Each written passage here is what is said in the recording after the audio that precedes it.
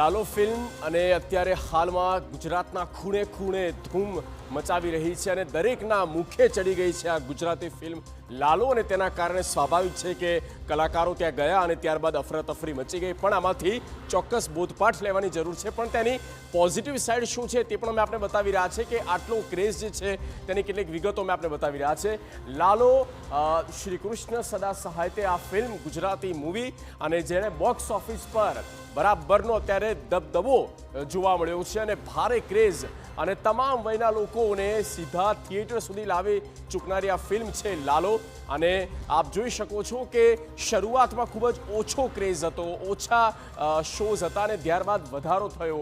Domestic માર્કેટની વાત કરીએ તો ફિલ્મ આવી ઓક્ટોબર મહિનામાં અને ડોમેસ્ટિક માર્કેટમાં એટલે કે ભારતીય માર્કેટમાં તેની કમાણી થઈ છે 86 કરોડથી પણ વધારે થઈ ચૂકી છે.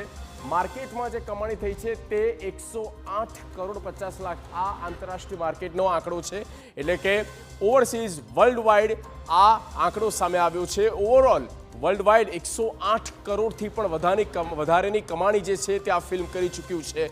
100 કરોડના ક્લબમાં ગુજરાતી ફિલ્મ લાલો પહોંચી ગઈ છે. 100 કરોડના ક્લબમાં એટલે કે 100 કરોડથી પણ વધારેની કમાણી આ ફિલ્મે કરી છે માત્ર 50 લાખના બજેટમાં.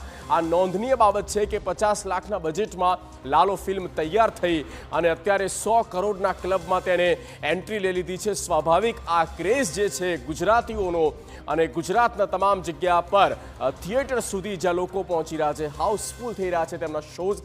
આ મૂવીની વાત કરીએ તો 10 ઓક્ટોબર 2025 આ ફિલ્મ રિલીઝ થઈ હતી. 10 ઓક્ટોબરે જ્યારે ફિલ્મ રિલીઝ થઈ ત્યારે એટલા ખાસ શોઝ નહોતા, એટલો ઓડિયન્સ પણ ત્યાં નહોતું અને ત્યારબાદ ધીરે ધીરે જે માઉથ પબ્લિસિટી થાય છે એમ તેને સફળતા, જ્વલંત સફળતા મળતી જાય છે. 52 દિવસ થઈ ગયા છે, 7 અઠવાડિયા નીકળી ગયા છે અને આ ફિલ્મ થિયેટરમાં હજી પણ એ જ જોવા મળી રહી છે એટલે કે હજી પણ એટલા જ શોઝ તેના જઈ રહ્યા છે. ઓલમોસ્ટ હાઉસફુલ કે પેક પણ થઈ રહ્યા છે. ગુજરાતીની સાથે જ્યારે આ સફળતા મળી અને ત્યારબાદ ગુજરાતી સાથે હવે હિન્દી ભાષામાં પણ આ ફિલ્મ ઉપલબ્ધ થઈ છે. તો આ તમામ જે વિગતો છે તે મેં આપણે બતાવી કે લાલો કઈ રીતે ક્રેઝ જે છે તેનો તમામના લોકોના મુખે અત્યારે ચર્ચાઈ રહ્યો છે.